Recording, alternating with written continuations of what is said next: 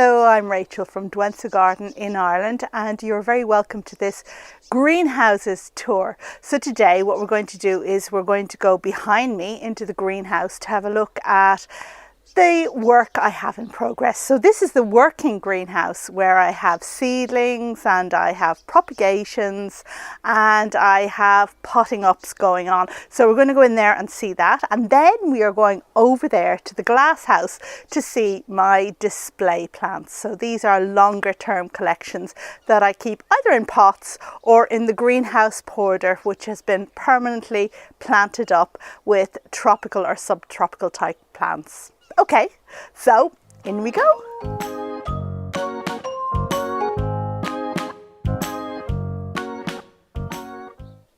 Now, the really great thing about having a greenhouse or a space dedicated to plant husbandry is that you can just do things and make a mess while you're doing it and not worry about having to tidy things very neatly away because you need space for your permanent plant collection. And I hope I haven't gone too far overboard this year with my seedlings, but I have a lot of annuals that I'm going to use to fill up spaces in the garden. I have sunflowers, I have cornflowers, I have calendulas, I have salvias, I have zinnias, I have lots of things, and I have a few other more permanent plants too, like the foxgloves that are coming along down here.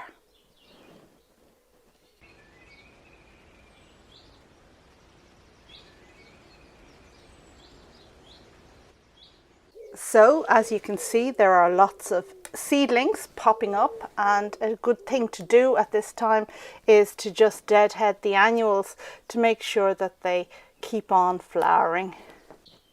Besides seedlings, I also have the result of the propagations I did last year. So the lily propagation specifically. And here we have the lily bulbils from the tiger lilies that I potted up in that video. And they're doing so well. About time to pot them on now, I'd say, because they have good healthy roots. We also have the results of the lily scaling that I did, and as you can see at the very front here we have a lot of success with, now you're not going to believe this was the Asiatic lily, the one where the bulb was looking really terrible, and look how well they've done. I cannot believe it.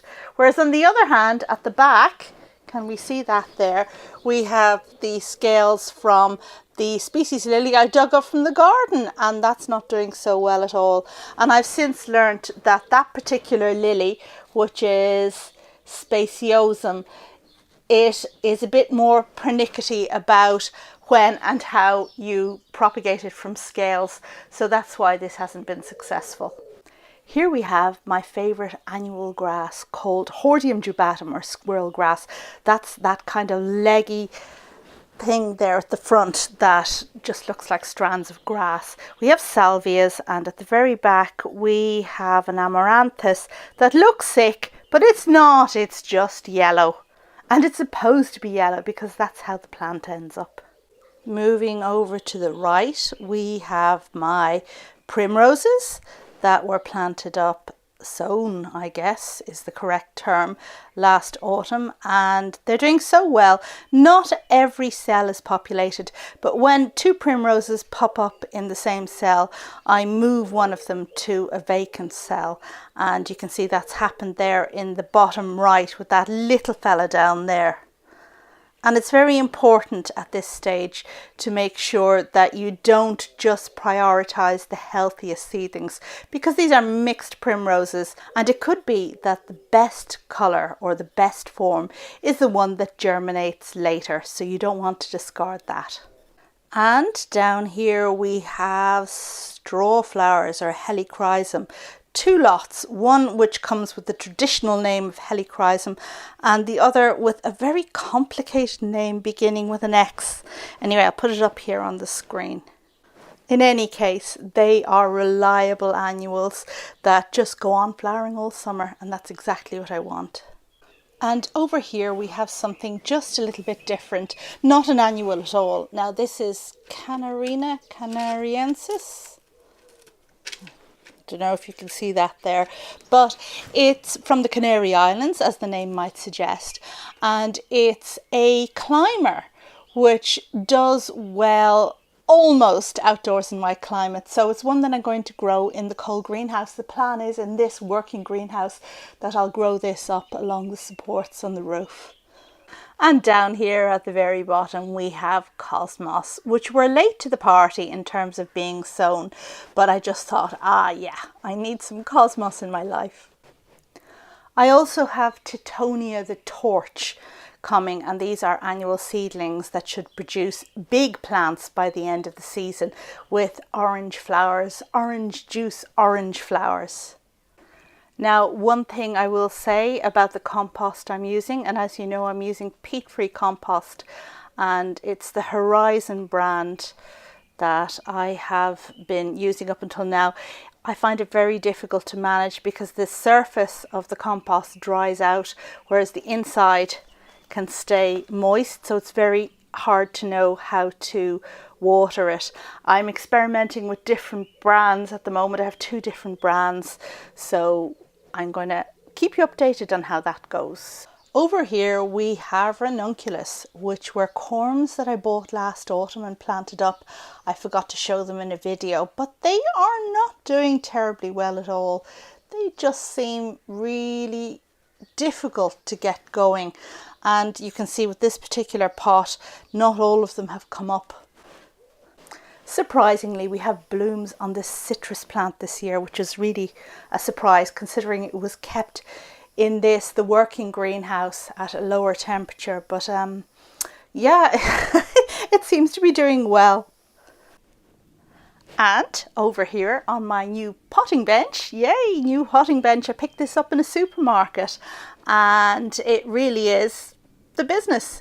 It could be a little bit bigger as far as I'm concerned for my needs, a bit deeper, but well, you know, it was so hard to find staging or potting benches, so I'm just delighted to have this. And you can see on top of it, I'm obviously not using it as a potting bench at the moment. On top of it I have the very last of the daffodils. Now, you will recall that I planted a whole load of daffodil bulbs in pots last autumn and they have been fabulous. I really enjoyed them. They're coming to the end now, and in fact yesterday I planted some of them out in the garden, and I'll show you where when I do the next garden tour. This little one is called Pipit, and it's usually multi-headed. There doesn't seem to be a second flower on this particular stem though, and they're gorgeously scented, so a real pretty one. And you can see that it has the white and the yellow in there in its colouring. A small daffodil, a miniature daffodil, so maybe I will look at getting more of these and planting them somewhere specific as time goes on. It's my favourite so far, perhaps, although some of those big doubles like the Obdon, yeah. Okay, I can't choose. And over here on the floor we have a couple of things. Tomato plants, yes, going to grow tomatoes in this greenhouse this year. And to the right we have my rhodopsis, which were repotted, and most of them are sprouting, so that's good news. On the left, just over here, we have calla lilies, which were potted up, and hyacinths, which have finished, and I will probably put in the garden. I need to feed those leaves. To my shame, this is the stuff I haven't got around to potting up yet, so yeah, really need to get on with that job. Over here we have my dahlia corner where I've put my potted up dahlias, some of them progressing more quickly than others, probably because some of them were planted earlier than others. I do have a few still on the bench that I need to pot up, but these of course will get hardened off and planted out quite soon now. It's the end of April, but I suppose at some stage in May I'll put these guys out. So beside that couch with the to-do list sitting on it, I have my lily corner, and these are the lilies that you saw me potting up last autumn. Some lilies are progressing quicker than others, but some of them would flower earlier than others. Like this one here is the one I dug up from my garden, the white one, and it's looking so clean with no sign of lily beetle damage on it because it's here in the greenhouse. And this lily already has buds. I love how so many of the lily leaves are different from each other. And this one here is one I purchased for the first time last year called Fusion. I just love the foliage. It looks a bit like a lupin. And over here we have the regal lilies there on the left and stargazer on the right. And in fact, the regal lilies that I planted in the garden are so much slower than this. I guess this one has just had the protection of the greenhouse. The ones out in the garden are just poking up about that much so far, whereas this one, it's well advanced. And this one here is called Robert Swanson. Can't wait to see this one when it flowers. As you can see, I've overwintered my aeoniums in this greenhouse, which has dipped below 0 degrees centigrade, and yet they've done fine because they were kept completely dry. Now at this stage, however, I'm waking them up and beginning to water them. So soon they're going to be planted out in the garden for the summer. And I guess that kind of wraps up the tour of this working greenhouse. And I just want to end up by saying that this greenhouse came from organicgarden.ie, a wonderful company based over in the west of Ireland that produces these really sturdy and really practical greenhouses. The company will travel anywhere within Ireland and will install them for you as part of the cost. So if you're thinking of a greenhouse this season, I highly recommend this company, and I will put a link in the video details to their website. Okay, we're now going to venture over to the Glasshouse and view my more permanent collection, which includes plants in pots, succulents, cacti and subtropicals planted in the greenhouse border. Let's go! And here's my glass house, and you can see that the strip of bubble wrap at the very top has been removed, and that was for I wonder who can remember what the reason for that was. Drop your comment down below. Anyway, in we go. And the first thing that strikes us in this greenhouse is my Coelogyne, which is in flower, and I'm just going to rotate it so that you can see that there are other clusters of flowers around the back of the plant.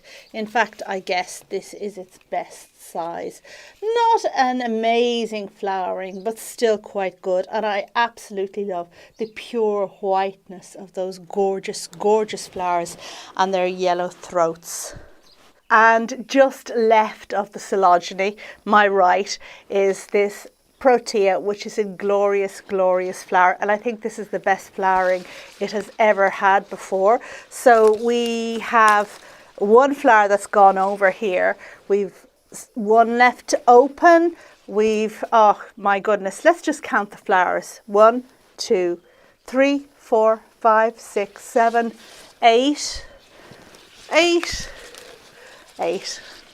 Anyway, this thing is very tall, and I'm going to have to investigate ways to prune it so that I can have it as a more compact plant. I need to look into whether that's going to damage the plant if I were to prune it hard. Maybe it's going to miss flowering for a year, but it's gotten a bit unwieldy, and you may notice that there is actually a support in here, a metal support that's used continuously just to support the plant. But this year I had to apply this plastic string as well, which is attached to the greenhouse windows, just to hold the top part of the plant up and make sure that these stems didn't break, because yes, I absolutely definitely want to enjoy these flowers to the full. We've so many flowers to come. It's just that 1 or 2 of them have gone over slightly, but yeah, absolutely gorgeous. And if you're wondering about growing a Protea in a greenhouse, then I'm going to refer you to a video I made earlier about it. which I'll link to up at the top. Now this is actually in a pot, believe it or not. It's in a clay pot that's sunk in the greenhouse border. We'll have a look at the greenhouse border in a minute. But this one, I guess, has probably had its roots grow out through the base of the pot at the moment. I'm not going to investigate because Protea roots are very vulnerable and the plant can suffer if you damage them in any way. So I'm just going to leave put and not move this plant at all. But yeah, fabulous. And I think this has got to be my pride and joy at the moment. The thing I'm most proud of here in the greenhouse, anywhere in my collection. Because, wow, look at that. You know what? I'm boasting here a little bit, but I think this specimen might actually be better than the one in the Botanic Gardens up in Dublin. In this corner here, we have my tree ferns in pots. And the Brugmansia sanguinea you saw me prune not very long ago, which is the first thing planted in the border. Now I cut back a lot of the plants that were in the border recently, so just to neaten it up and because the old foliage was dead. But one thing that is also looking absolutely fabulous at the moment is this Lobelia fistulosa. And as you can see, this is a tall plant, although I do believe they can grow a lot taller than this. I'm not very tall, 5'2", and this is taller than me. If it were any bigger, it would have difficulty in the greenhouse because already it's bumping on the roof. This is a plant that, although magnificent while it flowers, the spike will die. It's monocarmic, I guess. It'll die after flowering. But if you're lucky, it'll throw up a basal shoot that might then go on to produce a new spike and a new plant in time. And I do have a basal shoot down there. So I'm hoping I won't lose this. In any case, it'll produce masses and masses of seed. And the seed is available to any of my channel members if they want it. And this here is the tree tomato, which I cut hard back because it was just getting too leggy. And actually I see signs of new shoots on it, so I think it was the right thing to do. And up here in the far corner we have my, I suppose, tree dandelion, certainly a Sonchus. And this is the plant that nearly killed me when I was putting up the bubble wrap last autumn and fell through the glass. I did the plant some damage, but it seems to be okay as a result. It's doing really, really well, and I wonder, will it flower this year? It does have some aphids on it, which I've treated a couple of times, but yeah.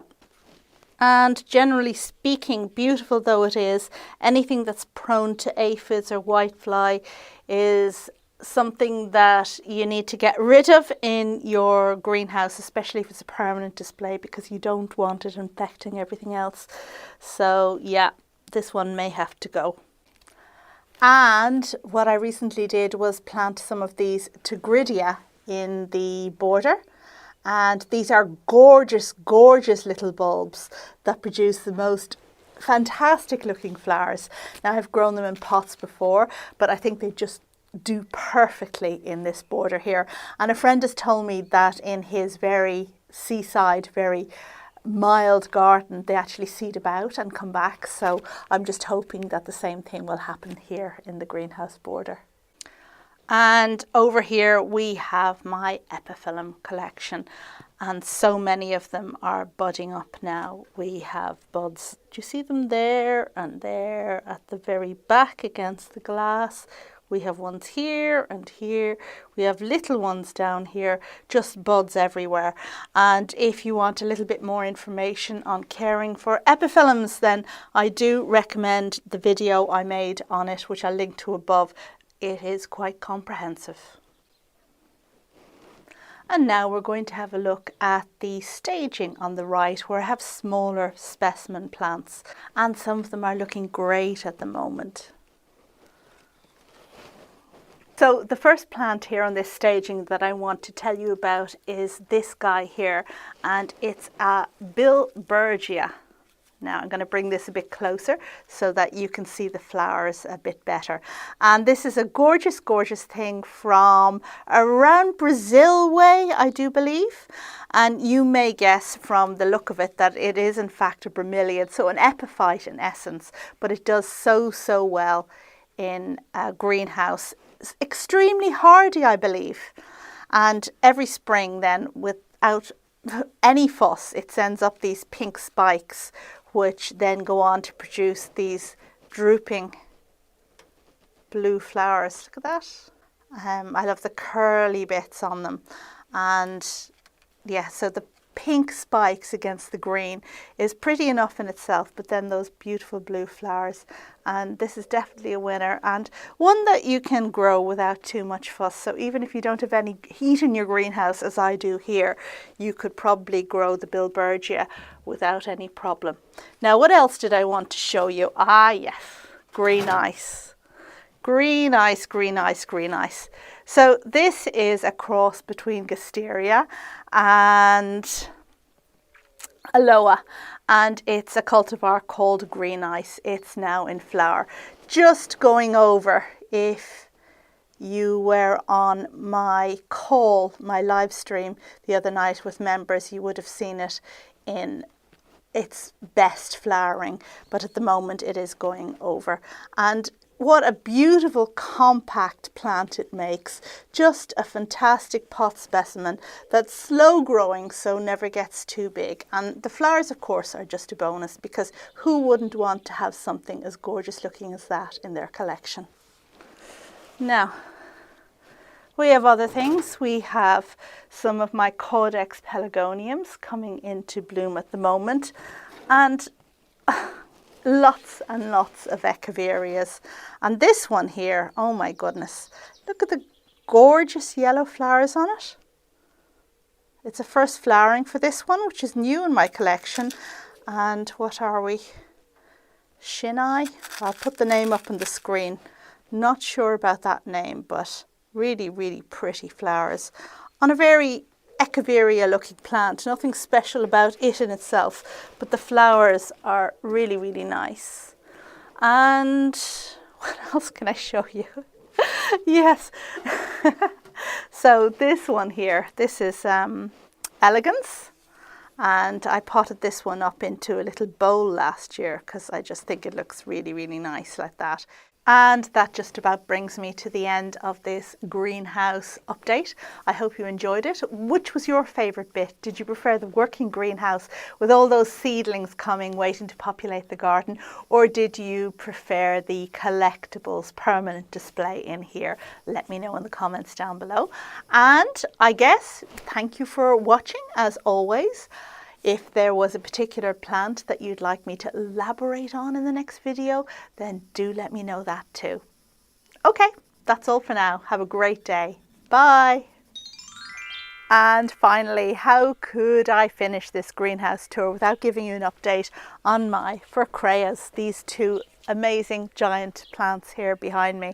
And these have had to leave the greenhouses because they came too tall, and they have been too tall to fit into the house. Now I put them here in this sheltered scruffy area of the house. Don't look at the paintwork, we're going to get that done soon.